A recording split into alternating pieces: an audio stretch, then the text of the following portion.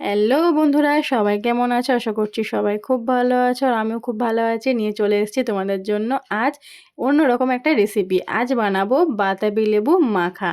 তো চলো, বাতাবি লেবু কাটা থেকে শুরু করে মাখানো পর্যন্ত তোমাদের সঙ্গে শেয়ার করলাম। বাতাবি লেবুর প্রথমে দুটো সাইড ভালো করে কেটে নিয়ে বাতাবি লেবুটাকে ঠিক এরকমভাবে কেটে নিতে হবে। দেখো যেরকমভাবে এখানে কাটা দেখানো হচ্ছে, তোমরা ঠিক সেইভাবেই বাতাবি লেবুটাকে কেটে নেবে।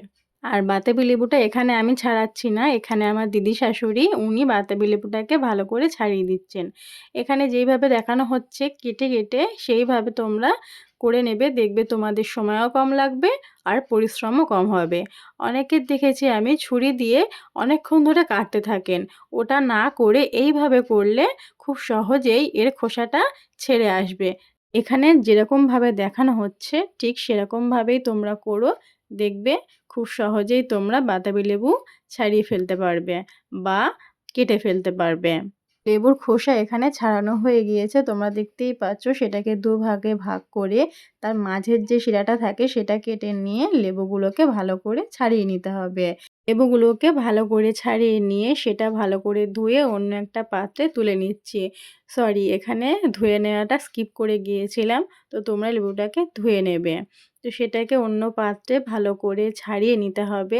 লেবু যখন আমরা ছাড়াই তোমরা দেখবে সেটা ডেলা ডেলা হয়ে থাকে, তো সেটাকেই ভালো করে আমি এখানে ছাড়িয়ে নিচ্ছিলাম। সেটাকে ভালো করে ছাড়িয়ে নিয়ে রেখে দিয়েছি। তবে লেবু খুবই মিষ্টি খেতে হয়, এখানে তেমন কোনো মশলা দেয় না, এটা শুধুও খাওয়া যায়।